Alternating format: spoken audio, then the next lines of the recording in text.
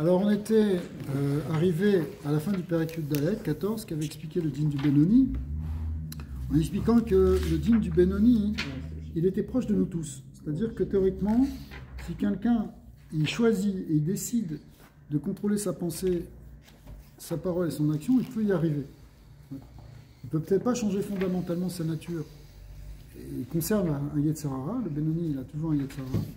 Mais en tout cas, il est capable de bloquer le Yetzer Hara pour pas qu'il s'exprime, même pas dans les vêtements de la pensée, la parole et de l'action. D'ailleurs, entre parenthèses, le Yetzer Hara, c'est-à-dire le Nefesh Abahamit, il rentre en général d'abord par la pensée. Ouais. Et ensuite, il descend dans la parole et ensuite jusque dans l'action. C'est une des raisons pour laquelle des fois on fait un éder de ne pas faire quelque chose. C'est pour bloquer le Nefesh Abahamit qui déjà envahit la pensée, on pense à la Vera. Mais on renforce un éder par la parole pour empêcher que ça descende dans le maasé. C'est pour ça que tu fais un éder. Tu fais un éder je me mets une barrière. En fait, c'est une barrière que tu mets par la parole. Parce que comme ça, si le Nefesh Abahamit, il a déjà pris possession de la pensée, puisque tu penses déjà, tu n'as qu'une envie, c'est de faire cette chose-là. Tu es proche de la faire physiquement, de passer dans l'action. Alors par la parole, tu bloques. Parce qu'en fait, ça vient d'abord de la pensée, ensuite ça passe par la parole, et ensuite ça descend dans l'action. Avant de faire une avéra, en général, ça nous prend d'abord l'esprit. Ça rentre d'abord dans notre tête. Et des manières de bloquer pour pas que ça passe dans le maasé, c'est d'utiliser le passage par la parole. Dire non, ça devient un interdit, et du coup, Sarah, le Nefesh Abahamit, il est bloqué. Là, on ne peut plus faire ça. Quelque chose qui est trop fort pour lui, il ne va pas passer ça. C'est juste une parenthèse. Maintenant, on va voir le Pérec Tet-Vav. Alors, dans le Pérec Tet-Vav, si on avait déjà vu un peu avant qu'il y avait quand même donc une différence fondamentale de nature entre le tzaddik et le Benoni, puisque le tzaddik, lui, c'est pas simplement qu'il bloque son Yetzer Hara, c'est que son Yetzer Hara, il l'a totalement éteint, il l'a totalement subjugué, donc il n'est pas en danger par son Yetzer Hara, il est peut-être en danger par d'autres choses. Ça ne peut pas dire qu'il n'est pas que c'est de tout repos, mais en tout cas par rapport au tikkun du Yetzer Hara, il n'est plus en train de travailler dessus. Alors puisqu'on a expliqué ça, maintenant on va détailler ça. On va détailler cette idée que qu'est-ce que ça veut dire celui qui travaille sur son Yetzer Hara, celui qui n'a pas besoin de travailler, celui qui par nature n'a pas de Yetzer Hara sur ça en tout cas, ou qui a lui au contraire ce même Yetzer Hara, pour lui ça devient une très grosse épreuve. Et celui qui n'a pas besoin de travailler parce qu'il a peut-être déjà fini de travailler. Alors le Baal HaTanya va rentrer dans ces distinctions-là en regardant dans les psukim, qui font référence à ça dans les versets. Ça va nous permettre à nous de nous situer par rapport à ça. Donc on est dans le Pérec Tet-Vav, page 40, dans les Tanya. Yuvan, ou basé Yuvan, Mashekatuv, ou Shaftem, ou Reitem, Ben Sadik, le Racha. Vous viendrez et vous verrez la différence qu'il y a entre le Tzadik et le Racha. Ben Oved Eloki, la Asher Lo Avdo. La différence qu'il y a entre celui qui est un serviteur de Elohim, ou qui est un travailleur pour Elohim, et celui qui n'a pas servi, qui n'a pas travaillé. Les gens, ils ont travaillé sur une Mida, ils ont travaillé sur un Yetzer Hara, d'autres, ils n'ont pas travaillé dessus. Il y a des gens, même sans travailler, naturellement, ils n'avaient pas le problème. Ça n'a jamais été porté vers ce Yetzer Hara. D'autres, pour arriver au même état que cette première personne, il va falloir qu'ils travaillent très dur. Parce qu'eux, ils sont pleins d'anciens Yetzer Hara et c'est très compliqué pour eux d'arriver à s'en séparer. Donc, il faut distinguer, en fait, celui qui doit faire un travail de celui qui ne doit pas faire un travail. Et pourquoi il ne doit pas faire un travail? Est-ce qu'il ne doit pas faire un travail parce que finalement, ça ne s'est jamais présenté, ça ne s'est jamais éveillé, ou il ne doit pas faire un travail parce qu'il a déjà détruit cette chose-là. D'accord? Alors, on va voir ça. Shaefresh ben Oved Elokim le Tzadik, quelqu'un qui est un Oved Elokim, c'est pas le Tzadik. Parce que chez Oved, ou la Shon Oved, c'est écrit au présent, c'est un serviteur de Dieu, quelqu'un qui est en train de servir Hachem. Shube Emsa Avoda, il est en plein milieu du travail. Chez Amil Chama Ima Yetzer Hara. Donc au fait, il est dans une période de sa vie, on va dire comme ça pour essayer de mieux comprendre, où il est dans une vraie guerre avec le Yetzer Hara. Les Gaber Alaf, il doit essayer de le gagner. Pour les Garcho, il doit le chasser de cette petite ville. Vous rappelez, la petite ville, c'est le corps, parce que Sarah, il s'est incrusté dans le corps, il a pris toute la place là. Il faut arriver à le rechercher, à le chasser. Chez eux, la bêche, ben, vrai à gouffre, parce qu'on ne veut pas qu'il prenne la place dans le corps et même dans tous les membres du corps. Chez eux, Behemet, Avoda, Ve'amal Gadol. Cette lutte contre l'Yetzara, c'est le cœur de la Avoda, c'est une grande guerre, c'est un grand effort qu'on doit faire, les Lachembo Tamid, pour faire tout le temps la guerre contre ce Yetzara. Veinu, à Benoni. Ça, c'est le Benoni. Le Benoni, c'est un homme en guerre. Il ne perd pas la guerre, mais il la mène. C'est pas évident. Yetzara, il est là. Il est tout le temps sur ses gardes, il est tout le temps en train de mettre de l'énergie pour ne pas laisser le Yetzara s'emparer de lui. Aval Tzadik, Nikra Eved Hashem. Mais le Tzadik, il est appelé le serviteur d'Hachem. C'est-à-dire qu'il n'est pas. Vous voyez la différence entre Oved et Eved? Oved, c'est celui qui est en train de servir. Le Eved, c'est celui qui a déjà servi. C'est comme ça, il faut comprendre comme ça ici. Péché Matoar, donc ça devient maintenant un substantif, un adjectif. Kémo Shem Chacham, comme tu dis, par exemple, c'est un Chacham. Tu dis c'est un Chacham, ça veut dire qu'il a acquis la Chacham. Quand tu dis c'est un Eved, c'est dire qu'il a passé déjà toute la guerre. Il est devenu maintenant quelqu'un qui a déjà servi, c'est-à-dire qui a déjà lutté, donc il n'a plus besoin de lutter. Au Meler, chez Gvar, Naase Chacham au Meler. Un roi aussi, c'est quelqu'un qui est déjà devenu roi. Karze Gvar Avad Vegamar les Gamre Avodat Amilchama. Quand tu dis Eved, en fait, ici, un Eved d'Hachem, ça fait référence à quelqu'un qui a déjà complètement gagné la lutte contre l'Yetzara. Milchama Imara, la guerre contre le mal. Adki Vaigershe ou Vayelerlo, Velibur Khalal Bekirbo. Donc il a réussi à le chasser, il s'est en allé, ce Yetzara, et son cœur est vide dans son sein, c'est-à-dire qu'il n'y a plus la force du Yetzara dans son cœur. Ça, c'est qui? C'est le Tzadik. Une des différences entre le Tzadik et le Benoni, c'est que le Tzadik, il a totalement chassé le Yetzara. Le Benoni, il est en lutte contre le Yetzara. Au Benoni, il y a Gamkem Shne Madragot. Alors maintenant, on rentre dans les deux Madragot du Benoni. Parce que dans le Benoni, comme on l'a dit un petit peu en introduction, en fait, il y a ceux qui, naturellement, n'ont pas besoin de se battre sur certaines choses. Alors on va voir. Au Benoni, il y a Gamkem Shne Madragot. Oved Elokim Ve'asher Lo Avdo. Le Baal Tanya, ici, il parle en prenant des extraits de versets pour dire il y a le Oved Elokim, celui qui est en train, donc, on l'a déterminé comme étant celui qui travaille, qui lutte contre Yetzara pour servir Hachem. Et au contraire, il y a le Lo Avdo, celui qui n'a jamais eu besoin de lutter. En fait, il n'a pas travaillé parce que ça ne s'est pas présenté à lui. C'est jamais monté à lui, ce Yetzara. On va prendre un truc un peu fort, quelqu'un qui a un Yetzara de tuer des gens. Ça existe. Bon, mais il y a plein de gens qui n'ont pas ce Yetzara, heureusement. Donc, qu'est-ce qu'on va dire sur lui? Est-ce que ça veut dire que c'est un tzaddik? Parce qu'il n'a pas ce Yetzara-là, en tout cas sur ce point. Non, on va dire que c'est quelqu'un que cette lutte-là s'est jamais présentée. Et si tout d'un coup il y avait un roi Shtut qui le prenait, peut-être que ça sortirait. D'accord? Bafal Piken, Eno Racha. Alors on l'appelle pas Racha parce qu'il n'a pas fait de faute, évidemment.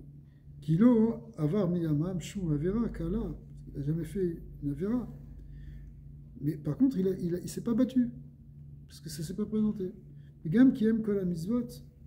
On parle de quelqu'un qui, naturellement, il a des bonnes midotes, naturellement, il n'est pas porté sur les ta'avot, naturellement, il n'a pas d'orgueil, naturellement, il n'est pas coléreux, etc. Donc, ce gars-là, hein, tu ne peux pas dire que c'est un rachat, évidemment, puisqu'il s'est toujours bien comporté. Tu ne peux pas dire non plus que c'est un tzaddik, parce qu'il n'a pas détruit Yetzara, puisque pour l'instant, il n'a pas eu à le combattre. D'accord? Donc, en fait, c'est un des types de Benoni. C'est un Benoni qui vraiment ressemble à un tzaddik, parce que le gars, il a des super bonnes milotes, et qu'on a l'impression qu'il n'a pas de Yetzara. En fait, c'est pas qu'il n'a pas de Yetzara, c'est que Yetzara ne l'a jamais attaqué. Vous voyez la différence?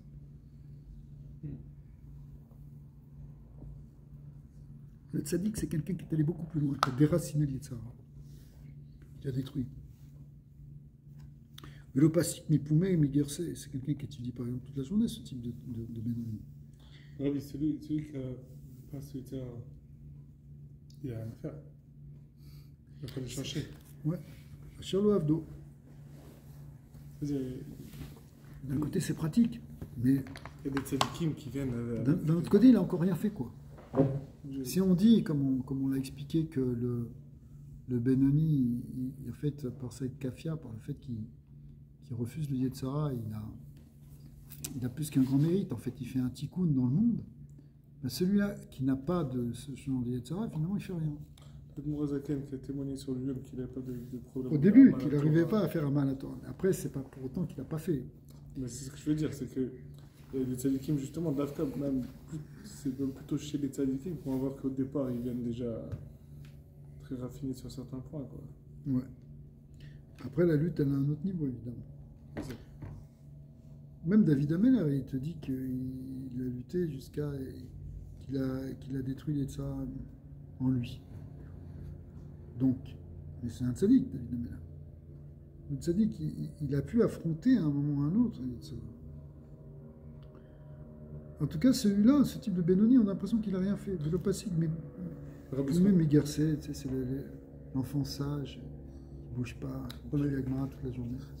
bien qu'on dit qu'il ne soit pas tzaddik. On dit que c'est un Benoni parce qu'il n'a pas fait de guerre, il n'a pas de déraciné. Ouais.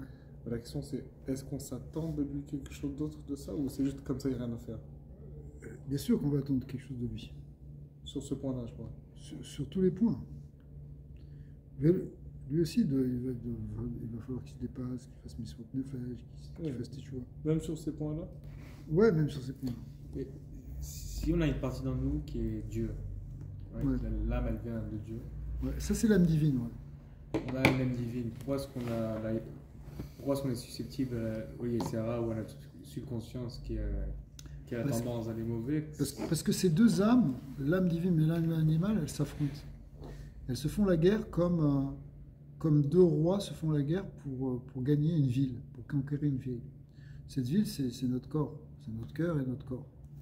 Donc, le Yetzirah, lui, il veut prendre toute la place, en fait, le boss. C'est lui qui veut décider tout.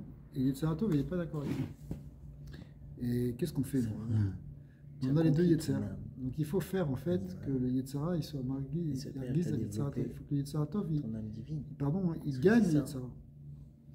Alors, en général, quand tu veux vraiment ça, jamais tête. C'est ce qu'on a vu dans les prakim. Parce que, quand il y a trois juges, le Saratov, il veut juger d'un certain côté qu'il faut aller du côté du bien, et Sarah, il juge qu'il faut aller du côté du mal. Comme il y a toujours un troisième juge, et ici c'est Hachem, il va plutôt du côté du Saratov, et donc c'est décidé, si tu veux vraiment aller du côté du Saratov, tu vas pouvoir y aller. Mais c'est pas évident, parce que c'est une guerre entre les deux. On a deux aspects, hein. Il y a un aspect en nous qui cherche la spiritualité, il y a un aspect en nous qui cherche au contraire à descendre dans la matière. Et c'est cet antagonisme qu'on a en nous qui crée ce conflit, en fait. Parce que c'est deux directions totalement opposées au départ. Nefesh Eloki, il veut s'élever, Nefesh Abahami, il veut descendre.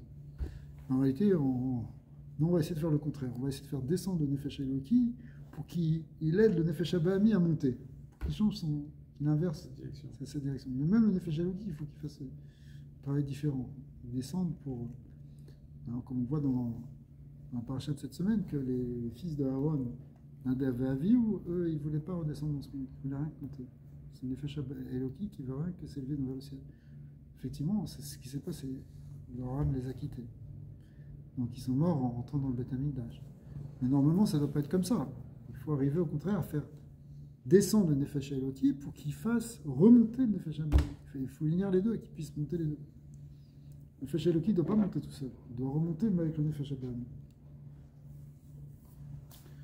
Alors, donc en tout cas, ce Benoni-là, Velo Pasik Mipuma Megersa, et là, chez Eno, c'est Shum Milchama Ima Yetzar. Donc il étudie de la journée, mais il n'a fait aucune guerre contre Yetzar et Yetzaro. Il n'a pas besoin de faire appel à toutes les forces de son Nefesh Elokit pour gagner. J'ai mémoire à Shalit à la lèvre, qui est là. Il n'a pas besoin de chercher la lumière du cerveau, la lumière du Nefesh Elokit pour dominer le cœur. Comme on a dit au-dessus. Parce que son Yetzirah, il n'attaque pas du tout. Klal, les batello, Mitorato. Il n'a pas le Yetzirah de. Je sais pas, la plupart d'entre nous, on est en train d'étudier, il y a un Yetzirah qui dit va faire ça, qui te déconcentre, va manger, va faire. On pense à autre chose, appelle celui-là. Mais non, ce type de Benoni, il continue d'étudier, pas dérangé par son Yetzirah. Il n'a pas besoin de se battre là. klal, kigon shiu matmid velimodo betivo. Il a les matmid naturellement. C'est pas tout le monde qui est matmid naturellement. Il y a des gens qui sont matmid naturellement. Les Barhourim, ils sont là, ils arrivent le matin au Beth Midrash, ils ressortent pas, ils peuvent rester 6 heures de suite, 7 heures de suite, sans se lever, même pas pour aller au petit coin, rien du tout, ils ne bougent pas. Ils sont en train d'étudier, ils ne bougent pas du lit. Bon, et c'est une nature. C'est pas tout le monde qui a cette nature. La plupart des gens, c'est bon, il faut que j'aille boire un café, que j'aille passer un coup de téléphone, j'aille faire un petit tour, j'aille manger. Non, parce que tu n'as pas la tmada de ce qu'on appelle le matmin, un gars qui est tout à fait régulier. C'est bien d'être comme ça, c'est pratique, non? Question suivie sur ma dernière question. Si on a une âme divine dans nous, essentiellement on est Dieu, théoriquement. On n'est pas Dieu, mais on est. On a un chelek eloka, ouais. On a la force de créer notre propre miracle. Ouais. Je ne sais pas s'il veut dire comme ça, mais on peut créer notre propre réalité. Alors comment est-ce qu'on manifeste cette réalité? Je ne sais pas si on peut le dire comme ça. Parce que ce qu'on apprend dans la Chassidoute, c'est que si cette part divine, elle fait que, en fait, on est totalement annulé devant Hachem. Okay. C'est pas qu'on se prend pour un dieu. Y a plein non. Quand je dis qu'il ne faut pas se prendre pour un dieu, ça veut dire qu'on va se prendre pour le grand dieu, mais on pourrait se prendre pour un petit dieu. C'est ça. Qui font on se fait nous-mêmes nos miracles. Et ça non plus, on ne peut pas dire. Okay. Parce que cette part divine, le mot part divine ne veut rien dire. Ah bon? Le mot une part divine ne veut rien dire, parce que le divin est indivisible. Donc tu ne peux pas en faire des parties. Donc quand on dit qu'on a une partie divine en nous, ça veut dire qu'il y a en nous une dimension qui est totalement unifiée avec le Dieu un et unique. Et c'est parce qu'on est unifié, parce qu'on est annulé, parce qu'on fait partie de lui, que des miracles peuvent se passer autour de nous. C'est pas nous qui faisons les miracles. Non mais tu vois, non, c'est très important parce que souvent les gens ils pensent qu'un gars peut faire des miracles. Et personne ne peut faire des miracles. Un tzaddik ne fait pas de miracle, même si on dit ça, ouais, le tzaddik il m'a fait ce miracle. Mais en fait, c'est pas le tzaddik qui fait le miracle. Le tzaddik, le miracle se passe à travers le tzaddik, grâce au tzaddik, parce que le tzaddik s'annule totalement devant Dieu. Pas parce qu'il est devenu, il a une puissance indépendante. Tu comprends? Bon, on continue, mais j'ai une question. Alors. Et ça, c'est de la Chassidoute? Oui, on est dans le thème. C'est de la Chassidoute. Oui, ces thèmes-là, c'est le thème de Chassidoute, exactement. De toute façon, la Chassidoute et la Kabbalah, c'est tout à fait lié. ואין צריך ללכות ממו כלל, כגון שהוא מתמיד בלימודו בטבעו, מתול דעתו. Il est né comme ça, de manière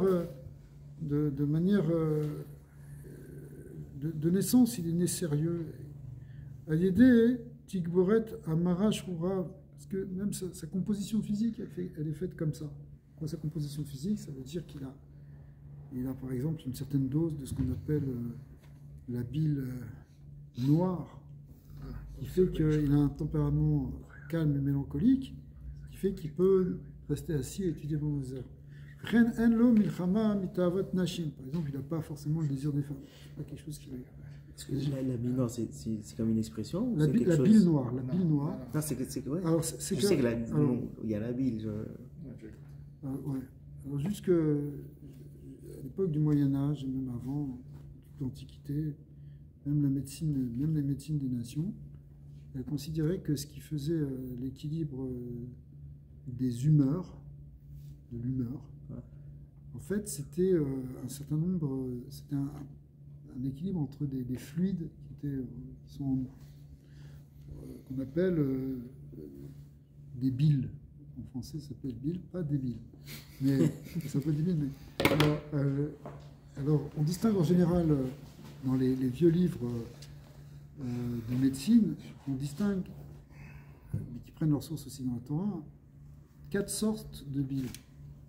En hébreu, on appelle ça mara, les biles. Alors, il y a la mara shora, la bile noire,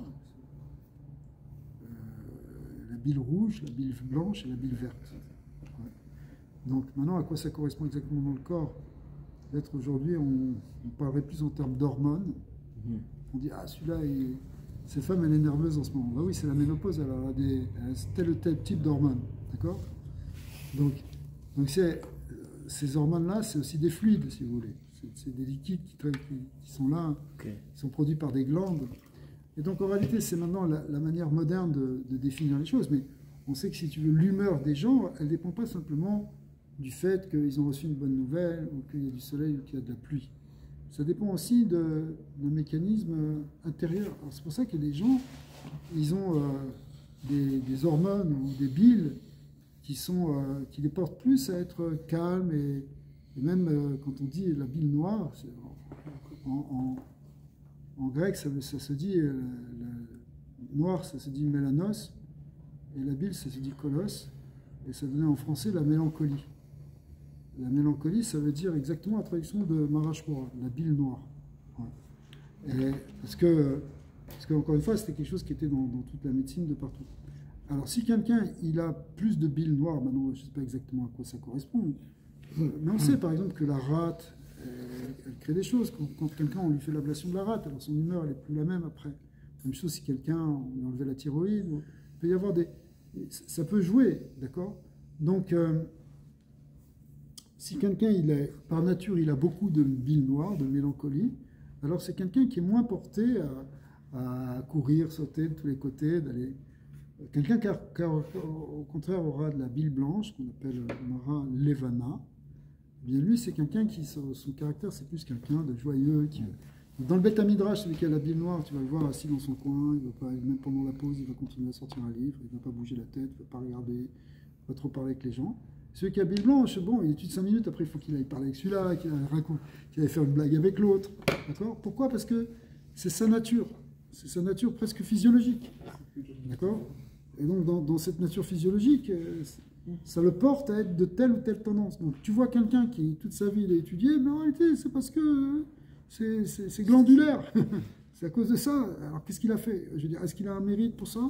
Est-ce qu'il a lutté pour ça ? Il n'a pas lutté pour ça. Il est né avec cette chose-là. Mets-lui un autre petit équilibre d'hormones et tu vas voir comment il va fonctionner. D'accord ? Sur ça, tu parles de très rapide. Je ne vois pas du tout le Benishra dans la paracha où on parle. Je pense que tu prends une grande pierre et une petite pierre fossée. Ouais. Il parle de retarder la On paracha Kitetse. C'est dit Kitetse, je me comprends, c'est à cause de ça. Et là-bas, il parle justement. Il y a 5 types de couleurs de billes et tout. Ouais. Et il dit celui qui s'amuse avec les pots à tricher, il les garde dans sa poche. Il barre des poches et ça. Il a dit qu'il va créer un débalancement dans son. Ah ouais, il fait tout un lien incroyable par rapport à ça. Kameshka retardement du Machir, en tout cas, je ne me rappelle pas du tout. Mais il ramène exactement ce que vous avez dit. Attention, il faut qu'on le lise. Comment ça fait? Alors, par exemple, cette personne-là, naturellement, il n'est pas porté vers les désirs des femmes. Mais il a une nature froide. C'est pas quelqu'un qui. Il y a des gens, au contraire, ils voient des femmes, ils commencent à s'exciter. Vechen Bechar, Ta'anugé Olamazé. Même chose aussi pour d'autres Ta'anugim de Olamazé.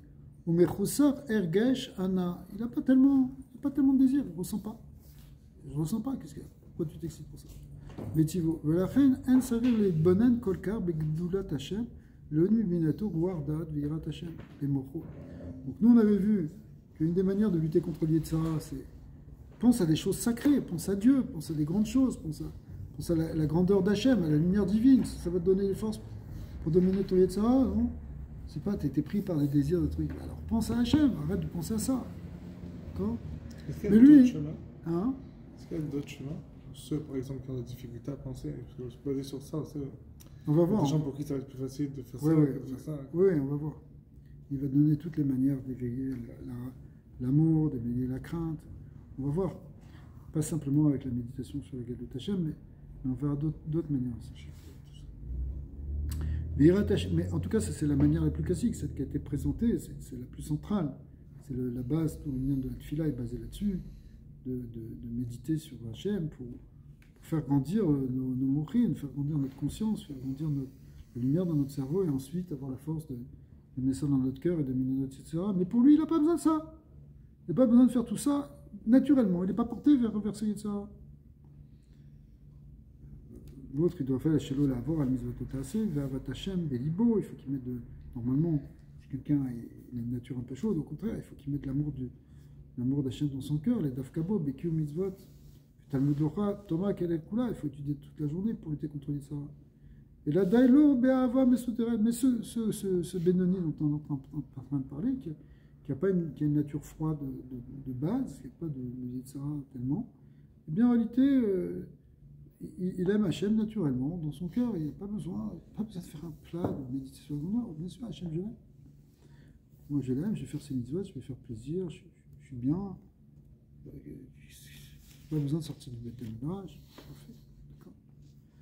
Hachem Belev, Klalut Israël, Shinikro Ave Shemo. Il est comme tous les juifs, il a un amour pour Dieu, et ça s'appelle les amants de son nom. L'âme Israël, il a un amour naturel pour Hachem. Nikra Oved Klal. Du coup, on ne peut pas dire que c'est un serviteur, c'est-à-dire quelqu'un qui sert Hachem. Il ne sert pas Hachem parce qu'il n'a rien fait finalement.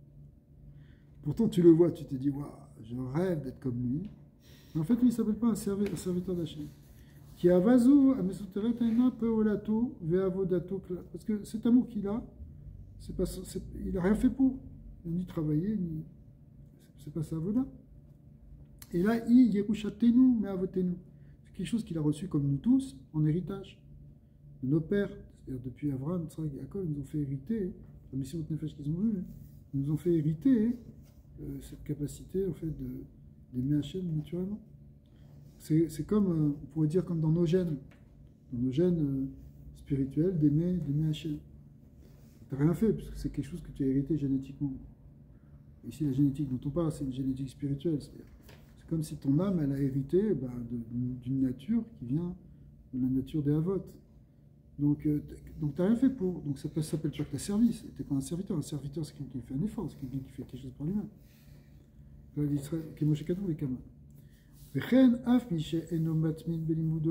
Alors, tu peux voir aussi une autre catégorie. Quelqu'un un peu moins. Il n'est pas naturellement porté à l'étude, à étudier longtemps. C'est difficile pour lui. Sauf que quoi? Il s'est habitué. Il s'est forcé, il s'est contraint. Et à force de se contraindre, c'est devenu une habitude. Au début, c'était difficile pour moi. Maintenant, j'y suis arrivé. Maintenant, non, c'est devenu évident, c'est une habitude. C'est ce qu'on doit tous faire, n'est-ce pas? Maintenant, c'est Ergello, Teva Sheni. Ça devient une seconde nature.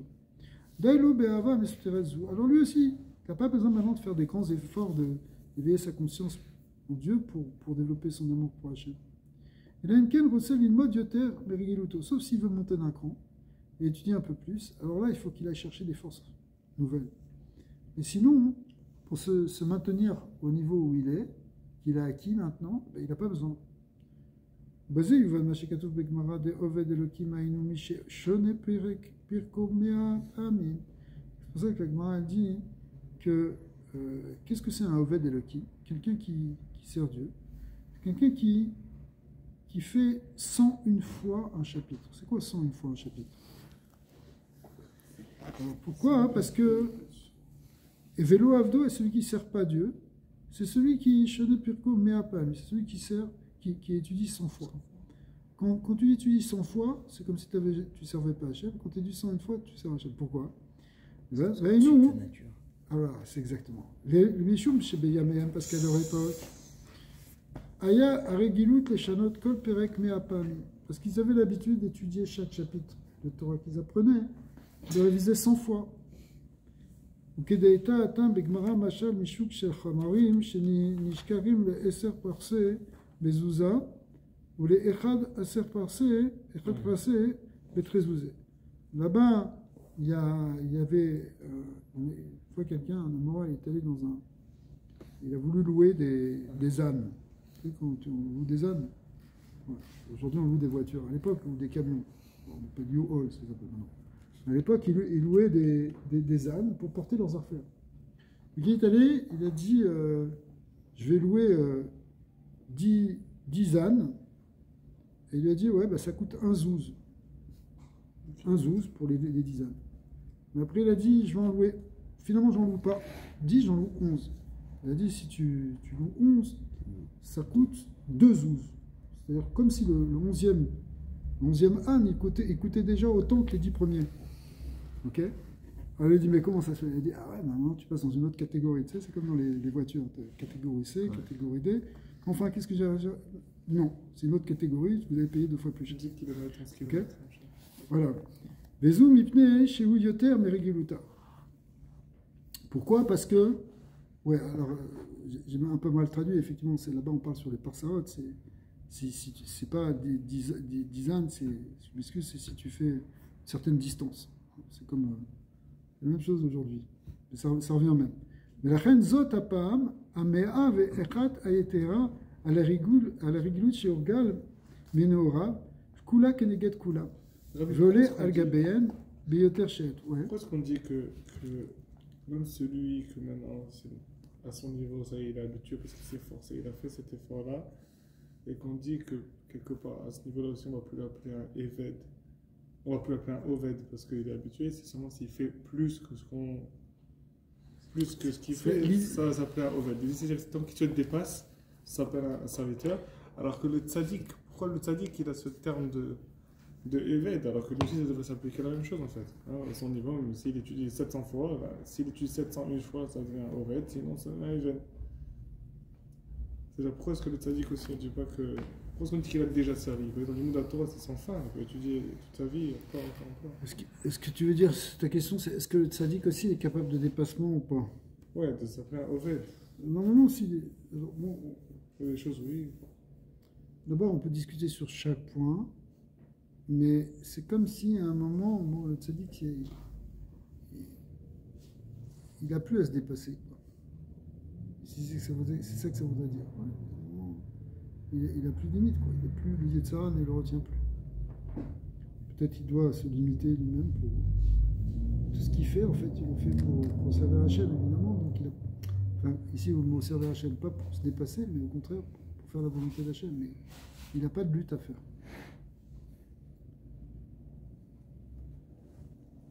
Pour bien comprendre cette histoire-là de dépassement, c'est un peu comme quand tu fais du sport.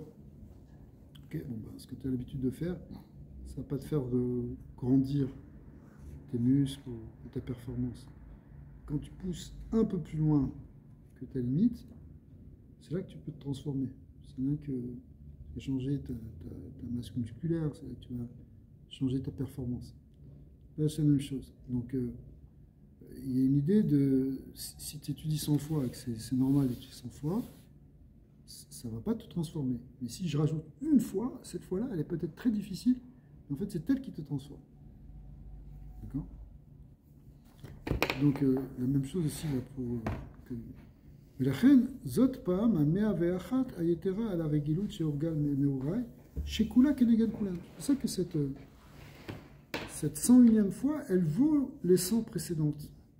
Veolé al-Gabéen, elle est même plus que toutes les précédentes. Beyoter Shed, Beyoter Oz, Liot Nikra Oved Elokim. À ce moment-là, ça s'appelle quelqu'un qui sert Dieu. À ce moment-là, c'est quand il fait cette 101e fois. Parce que dans les 100 premières fois, il ne sert pas Dieu, puisque c'est normal. Dans les on ne sert pas Dieu. Il est peut-être en train de faire des mitzvot, donc c'est quelque part c'est un service d'Hachem, mais ici au sens où il ne fait pas d'effort pour Hachem. Il ne fait pas d'effort parce que c'est normal, c'est l'habitude. Il y a des choses qui ne te demandent pas d'effort dans la Torah. Bon, parce qu'elles sont intégrées depuis que tu es petit ou depuis que tu as pris l'habitude, c'est devenu une nature, seconde nature, même si ce n'était pas une nature première. Les gens, c'est une nature première, c'est dans le premier cas dont on a parlé. Les gens qui, naturellement, ils sont pas portés à faire les Yetzirah, etc. Il y a pour d'autres gens, c'est devenu une nature seconde, parce qu'on les a éduqués, parce qu'ils se sont éduqués, parce que, à force d'aller pendant des années à la tefila, c'est devenu naturel pour eux. D'accord? À la tefila. Mais maintenant, quand on lui demande de se dépasser, ça, c'est là qu'il va devenir un Oved Elohim, quelqu'un qui sert Dieu à ce moment-là, c'est-à-dire qui se travaille, qui se transforme, qui se dépasse. Ah, j'ai une question, même si c'est une question où la réponse, on peut déjà un peu avoir une idée. Mais au début du Tania aussi, on avait posé des questions. On dit rachat, pas rachat, il ne faut pas te voir à tes yeux comme un rachat, il faut te voir sur un rachat, ça peut affecter ta simcha, etc. Est-ce qu'une personne, il doit être constamment en train d'essayer de se dépasser ou concrètement il va craquer, il faut qu'il aille sur certaines choses? Parce que si tu es constamment, comme tu dis, en train de faire un effort de cette faute de plus au gym, il n'y a pas de simcha, tu es en train de te tordre là en 10. Non, ça veut dire... Il y a des moments où tu vas gagner après, mais ça veut dire est-ce que... C'est sûr qu'il faut savoir faire les choses intelligemment, c'est-à-dire qu'il faut aller aussi progressivement, il faut gagner les choses par palier. Il y a plusieurs manières de gagner contre ça. Par exemple, Rabbi donne un exemple sur quelqu'un qui veut réduire son temps de sommeil. D'accord. il en a marre de dormir 8 heures, il doit dormir 5 heures. Bon, alors il dit, demain, au lieu de mettre mon réveil à 7 heures, je vais me mettre à 4 heures. Bon, s'il arrive, peut-être, mais si votre nefesh s'arrache, il dort à moitié toute la journée. Mais le lendemain, au lieu de se lever à 7 heures, il va se réveiller à 9 heures. Pourquoi hein? Parce que faut qu'il récupère le pot.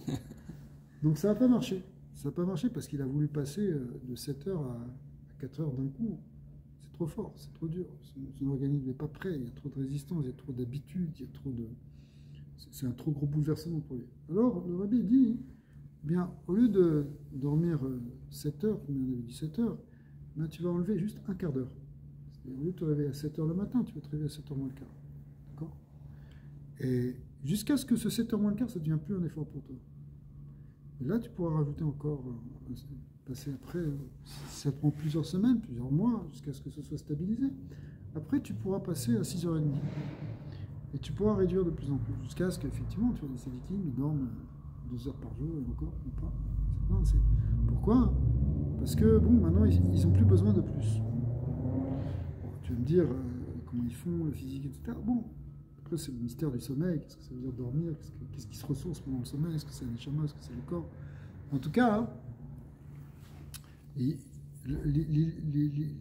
l'image, enfin, l'idée qu'on donne ici, c'est que il faut aussi aller progressivement dans le dépassement de soi-même. C'est par palier, c'est pas stable comme ça. Donc, Veter os liot nikra oved elokim ibne shegde leshanot teva regilut tzarich leorer et ha'avat l'Hashem. Parce que pour changer son habitude, il faut développer un amour d'Hachem très très grand. À l'idée chez Mitbonen begadlut Hachem, en réfléchissant, en méditant sur la grandeur de Dieu, Bemocho, avec son esprit, les shlot al-teva, bechala, la smolit, il faut vraiment faire grandir son esprit pour gagner le côté gauche du cœur, qui est Amaledam, un nefesh abahamit, qui est plein du sang du nefesh abahamit, c'est-à-dire le côté gashmi. Chez Miklipa, qui vient de la Klipa, chez Mimena ou Ateva, de lui qui vient de la Teva, Vezoui avoda tama le Benoni, ça c'est une avoda complète pour le Benoni. Oléorer et Ahava mesuteret chez Belibo, ou bien éveiller ce fameux amour qui est caché là dans le cœur de chacun. Limshol, il faut des fois l'éveiller parce qu'il est des fois endormi. Limshol al yada al teva chez Bechala l'asmoni, pour arriver grâce à cet amour qui est dans notre cœur, au fond de nous, à gagner contre donc le Yetzara qui se retrouve qui est dans le Halal Asmoli, dans le côté gauche du cœur. Chez Zou Nikra Gamkem Avoda Leilachem Imateva Vayetzer Alide Shemeorer Ahava Mesutechet Belibo Mash Enken Kishenlo Milchama Klal En Ahavazu Mitzad Atzma Nikret Avodat Klal. Donc on vient de voir qu'il y a deux manières ici de faire cette guerre, soit en méditant sur la grandeur d'Hachem, soit en réveillant des sentiments d'amour qui sont déjà là potentiellement en nous. Et dans tous les cas, hein, tant qu'on fait ça, ça s'appelle qu'on fait une guerre, mais si on ne le fait pas, si on n'a pas besoin de le faire, ou si on l'a déjà fait, ça ne s'appelle pas qu'on est Oved Hachem. Okay. Donc on a vu ici une définition qu'on va pousser un peu plus loin, hein, c'est pas encore fini, mais sur la différenciation entre le Eved et le Oved. Le Oved, c'est celui qui est en train de servir Dieu parce qu'il est en train de gagner du terrain, il est en train de se battre contre quelque chose du Nefesh Abahamit. La Hachem qu'on puisse gagner toute cette guerre à un niveau personnel et à un niveau collectif, que ça amène la Gila Shlema. Amen, Kenya Hatsa.